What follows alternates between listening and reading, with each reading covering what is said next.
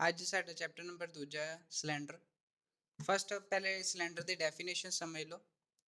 Cylinder ਦੀ definition ਹੈ A cylinder is a surface generated by a straight line।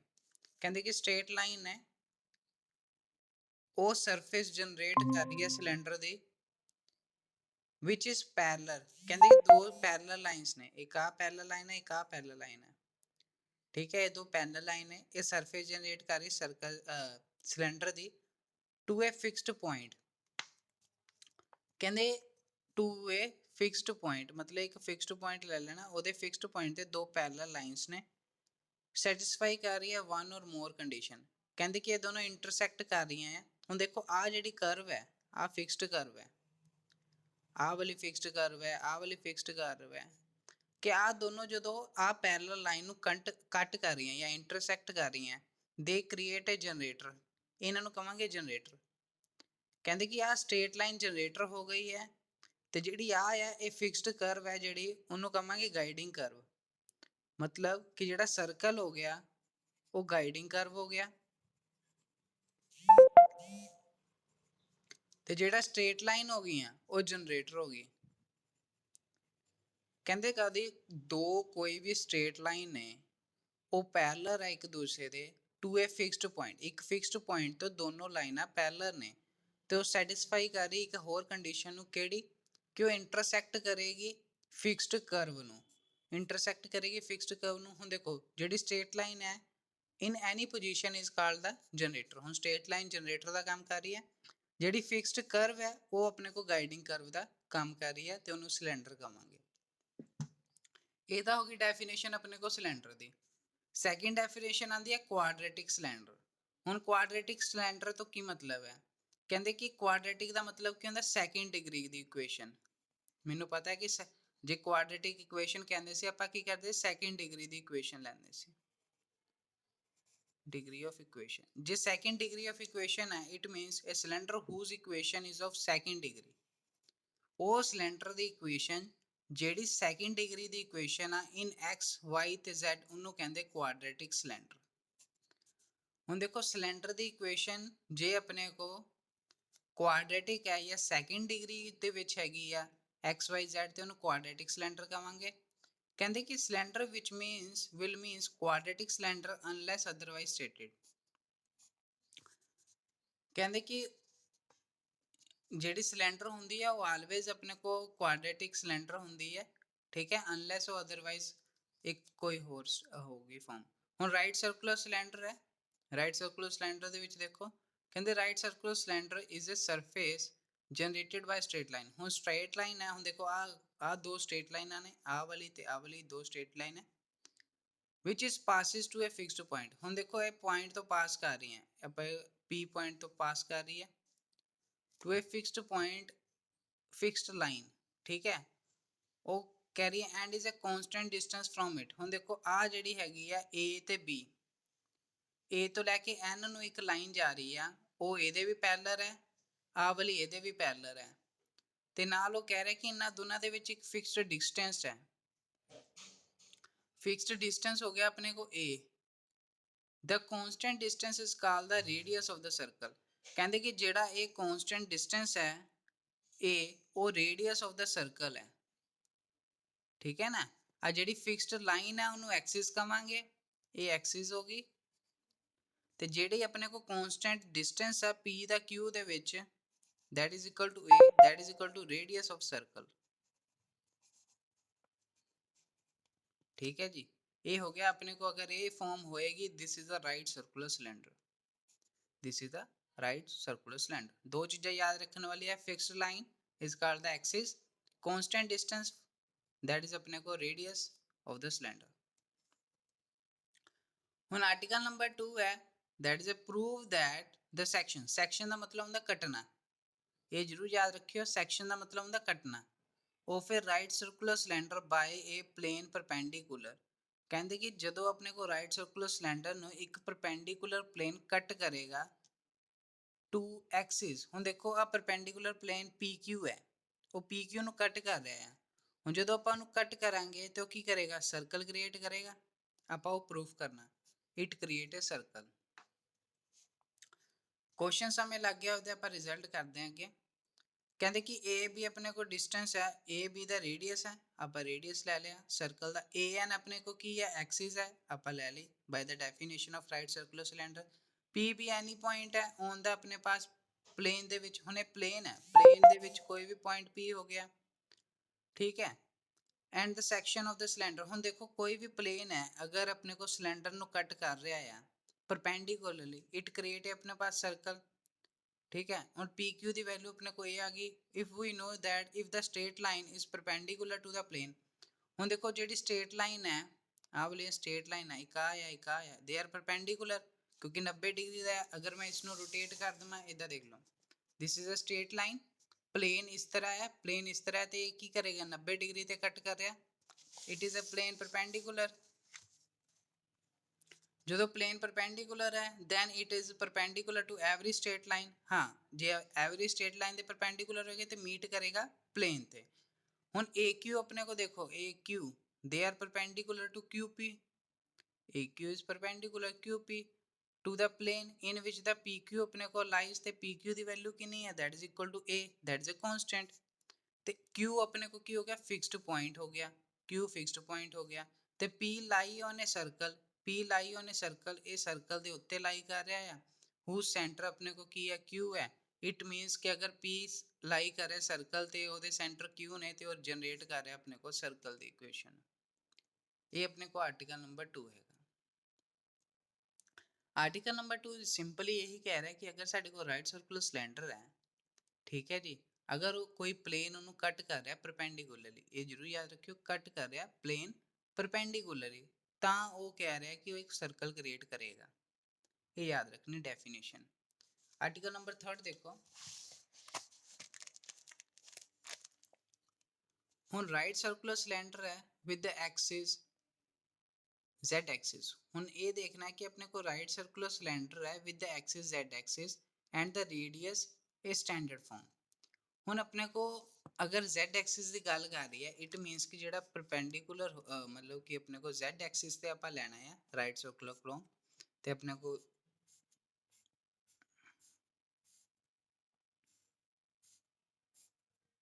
तो Z axis होएगा, तो X होएगा, तो Y होएगा, तो आप Z एक्सिस से सिलेंडर ले लिया है, तो जे Z एक्सिस से लावेंगे इसका मतलब कि Z कोऑर्डिनेट तो 0 हो जाएगा। ये जरूर याद रखना कि अगर आप किसी भी एक्सिस से सिलेंडर लावेंगे तो वो एक्सिस का कोऑर्डिनेट 0 हो जाएगा। इट मीनस कि अगर Z एक्सिस का लावेंगे तो Z का कोऑर्डिनेट 0 हो जाएगा। तो find the radius and the standard form.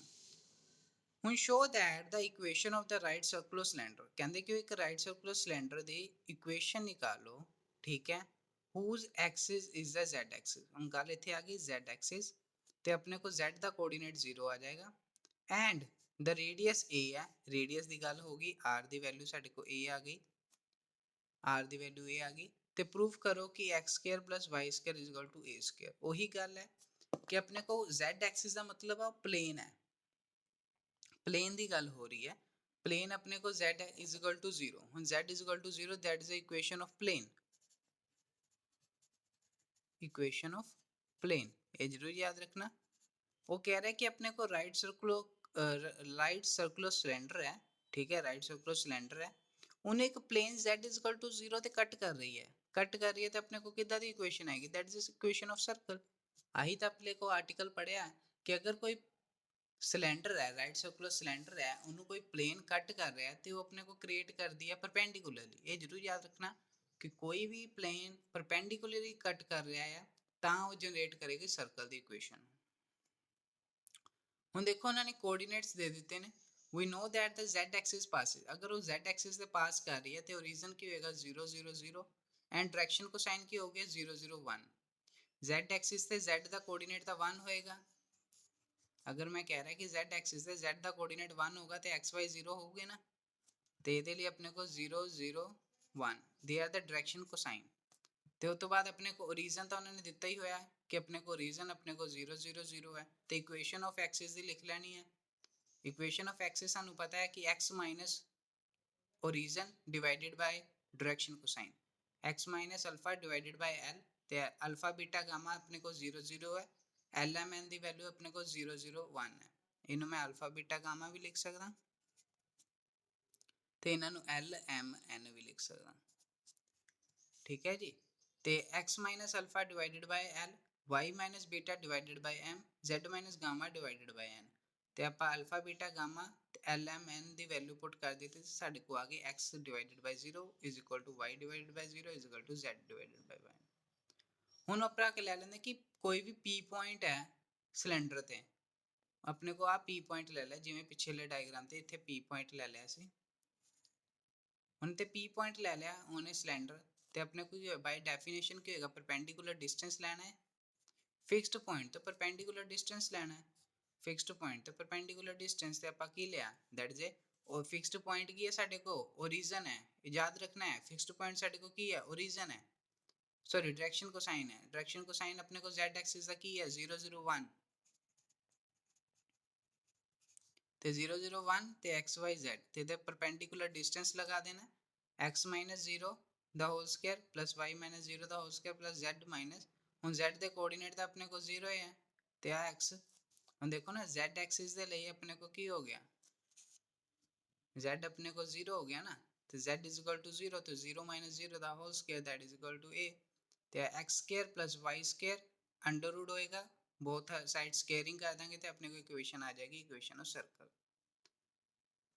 That is a very easy and important article. सारे क्वेश्चन इसी तरीके नाल होने ने, अपने को कोई पॉइंट दिता होएगा, ओरिजिन दिता होएगा, कोई प्लेन दिता होएगा, प्लेन दे आपां कोऑर्डिनेट करने ने, डायरेक्शन कोसाइन करने ने, फिर ਆਪਾਂ ਉਹਦੀ ਇਕੁਏਸ਼ਨ ਆਫ ਐਕਸਿਸ ਕਰਨੀ ਹੈ, ਫਿਰ ਪਰਪੈਂਡੀਕੂਲਰ ਡਿਸਟੈਂਸ ਲਗਾ ਕੇ ਆਪਾਂ equation of circle find out ਕਰ ਲੈਣੀ। ਹੁਣ ਇਹਦੇ ਵਿੱਚ ਤਾਂ ਸਿੰਪਲ ਦੇ ਦਿੱਤਾ ਸੀ ਕਿ ਉਹਨੇ ਅਲਫਾ ਬੀਟਾ ਗਾਮਾ ਦੀ ਵੈਲਿਊ ਓਰੀਜਨ ਤੇ ਲੈ ਲਈ, ਕਿ ਆਪਣੇ ਕੋਲ ਸਿੱਧਾ ਹੀ ਪਲੇਨ ਹੈ, ਰਾਈਟ ਸਰਕੂਲਰ ਕੋਨ ਹੈ, ਸਿਲੰਡਰ ਸੀ, ਉਹ ਓਰੀਜਨ ਤੇ ਸੀਗਾ। ਅਗਰ ਸਾਡੇ ਕੋਲ ਓਰੀਜਨ ਤੇ ਨਾ ਹੋਵੇ, ਨੈਕਸਟ ਆਰਟੀਕਲ ਹੈ, ਅਗਰ ਸਾਡੇ ਕੋਲ find the equation of right circular cylinder whose radius ਤਾਂ ਆਪਣੇ ਕੋਲ r ਹੈ ਐਂਡ ਦ ਐਕਸਿਸ ਲਾਈਨ। ਹੁਣ ਦੇਖੋ ਅਲਫਾ ਬੀਟਾ ਗਾਮਾ ਦੀ ਗੱਲ, ਇਹਦਾ ਮਤਲਬ ਹੈ ਕਿ ਜਿਹੜਾ ਓਰੀਜਨ ਹੈ ਉਹ ਚੇਂਜ ਹੋ ਗਿਆ, ਓਰੀਜਨ ਕਿੱਥੇ ਆ ਗਿਆ, ਅਲਫਾ ਬੀਟਾ ਤੇ ਗਾਮਾ ਤੇ। ਹੁਣ ਅਲਫਾ ਬੀਟਾ ਗਾਮਾ ਦਾ ਓਰੀਜਨ ਹੋ ਗਿਆ ਤੇ LMN ਆਪਣੇ ਕੋ ਕੀ ਹੋ ਗਿਆ, ਡਾਇਰੈਕਸ਼ਨ ਰੇਸ਼ੀਓਜ਼। ਅਗਰ LMN ਆਪਣੇ ਕੋ ਡਾਇਰੈਕਸ਼ਨ ਰੇਸ਼ੀਓਜ਼ ਨੇ ਤੇ ਆਪਾਂ ਉਹਦੇ ਡਾਇਰੈਕਸ਼ਨ ਕੋਸਾਈਨ ਕੱਢ ਸਕਦੇ। ਮੈਨੂੰ ਪਤਾ ਹੈ ਕਿ ਡਾਇਰੈਕਸ਼ਨ ਕੋਸਾਈਨ ਕੀ ਕਰਦੇ, L divided by under root L square plus M square plus N square, M divided by under root L square plus M square plus N square, M divided by under root L square plus M square plus N square. ਹੁਣ ਇੱਥੇ ਆਪਾਂ put ਕਰ ਦੇਣੀ equation of LMN ਦੀ value, ਤੇ ਜੇ direction cosine ਨੇ ਤੇ ਡਾਇਰੈਕਸ਼ਨ ਕੋਸਾਈਨ ਹੈ, ਸਾਨੂੰ ਪਤਾ ਹੈ ਕਿ x minus alpha divided by direction cosine, direction cosine ਕੀ ਹੈ, L under root L square plus M square plus N square. ਇੱਦਾਂ ਹੀ y minus beta divided by M divided by under root L square plus M square plus M square. ਇੱਦਾਂ ਹੀ ਆਪਣੇ ਕੋਲ z minus gamma divided by n divided by under root L square plus M square plus N square. ਹੁਣ ਆਪਣੇ ਕੋਲ ਆ equation ਆ ਗਈ, ਇਕੁਏਸ਼ਨ ਨੰਬਰ 1। ਫਿਰ ਉਹ ਕਹਿ ਰਿਹਾ ਕਿ ਜਦੋਂ ਇਕੁਏਸ਼ਨ ਨੰਬਰ ਆਫ 1 ਆ ਗਈ ਸੀ, ਫਿਰ ਆਪਾਂ ਕੀ ਕੀਤਾ, ਪਰਪੈਂਡੀਕੂਲਰ ਡਿਸਟੈਂਸ ਲਿਆ XYZ the from the Axis.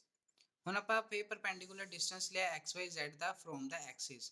ਹੁਣ ਐਕਸਿਸ ਦਾ ਪੁਆਇੰਟ ਕੀ ਹੈ ਸਾਡੇ ਕੋਲ, ਹੁਣ ਐਕਸਿਸ ਦਾ ਪੁਆਇੰਟ ਤੋਂ ਆਪਾਂ ਪਰਪੈਂਡੀਕੂਲਰ ਡਿਸਟੈਂਸ ਲੈਣਾ, ਉਹ ਸਾਡੇ ਕੋਲ ਰੇਡੀਅਸ ਦੇ ਬਰਾਬਰ ਹੈ, ਉਹ ਰੇਡੀਅਸ ਦੇ ਬਰਾਬਰ ਹੈ। ਹੁਣ ਦੇਖੋ ਪਰਪੈਂਡੀਕੂਲਰ ਡਿਸਟੈਂਸ ਕੀ ਆਏਗਾ, ਹੁਣ ਦੇਖੋ ਪਰਪੈਂਡੀਕੂਲਰ ਡਿਸਟੈਂਸ ਕੀ ਆਣਾ चाहिए ਤੁਹਾਡੇ ਕੋਲ,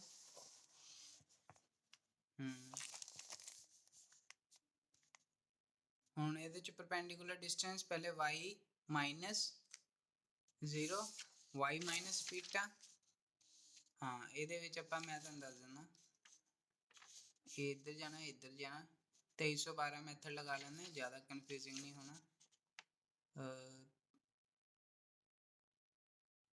y ਮਾਈਨਸ z फिर उसके बाद plus z minus X plus X minus Y.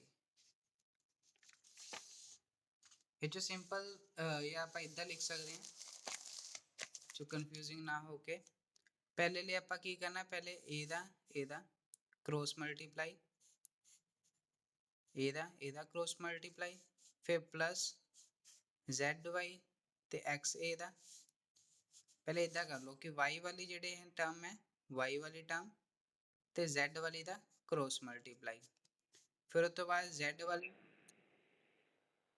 2312 लगा लो, 2312 भी लगा सकते हैं आप, x इंटू वाई।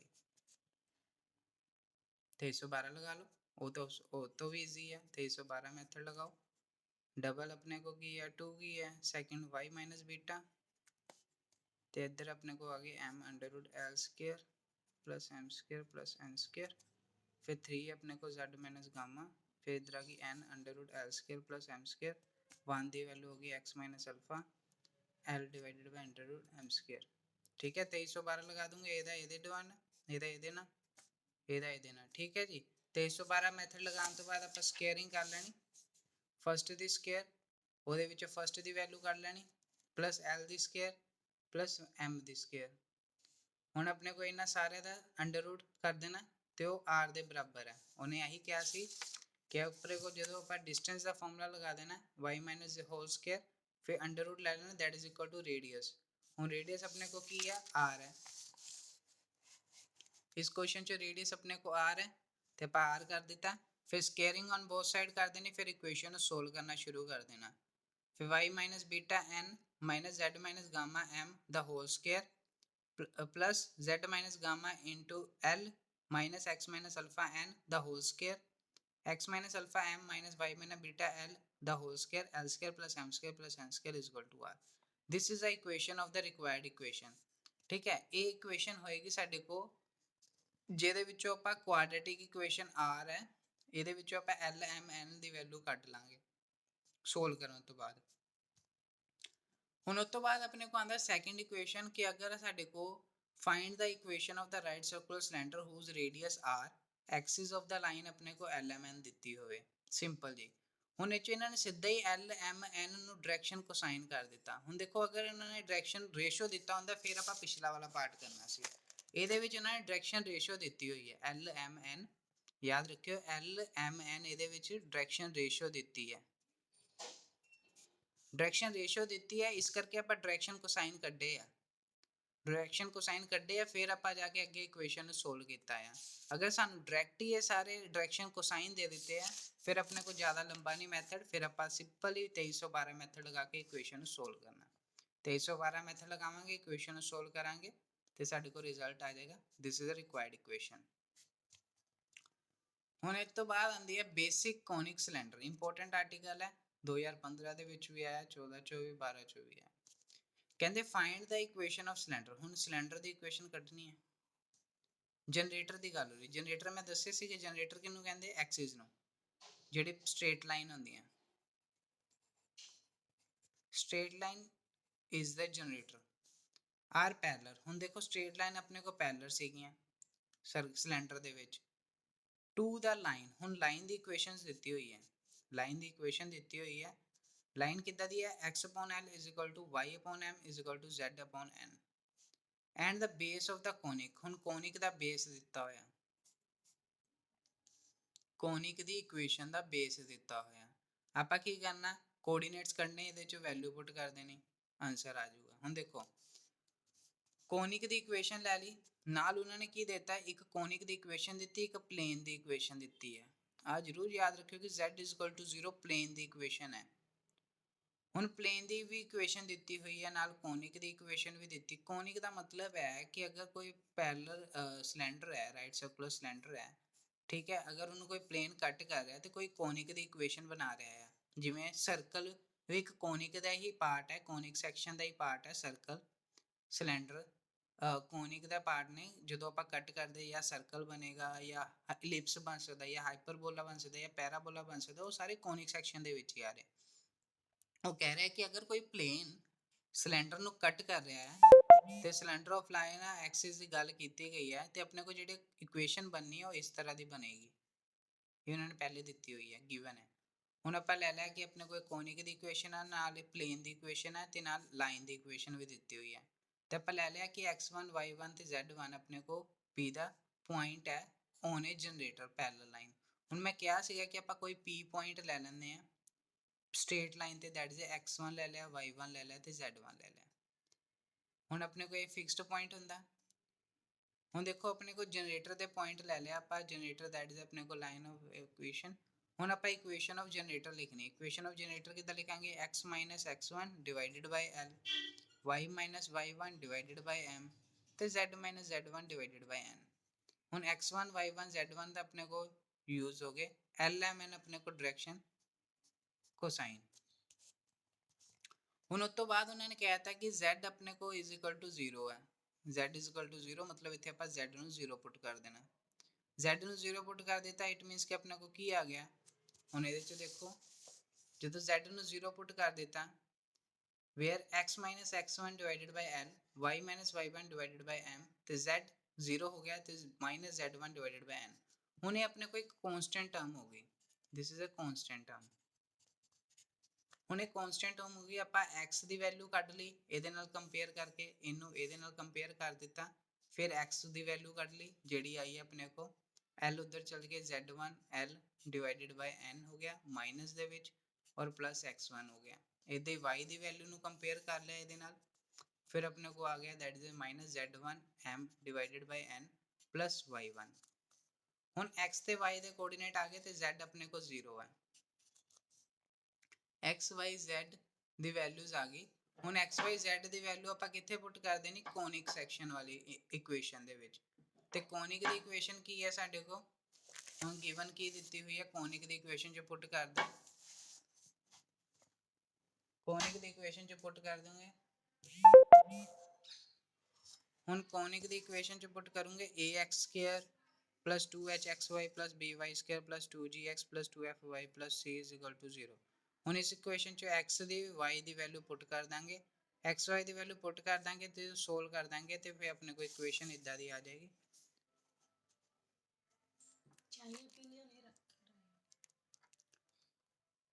xyz ਦੀ ਵੈਲਿਊ ਆਪਾਂ ਪੁੱਟ ਕਰ ਦਿੱਤੀ, ਫਿਰ ਆਪਣੇ ਕੋਲ ਇਕੁਏਸ਼ਨ ਆ ਗਈ ਇਨ ਦਾ ਫਾਰਮ ਆਫ x1 y1 ਤੇ z1 ਦੇ ਵਿੱਚ, x1 y1 ਤੇ z1 ਦੇ ਵਿੱਚ ਆਪਣੇ ਕੋਲ ਆ ਗਈ। ਤੇ ਲੋਕਸ ਆਪਣੇ ਕੋਲ ਕੀ ਹੈ x1 y1 z1 ਤੇ ਉਹਨੂੰ ਚੇਂਜ ਕਰ ਦੇਣਾ।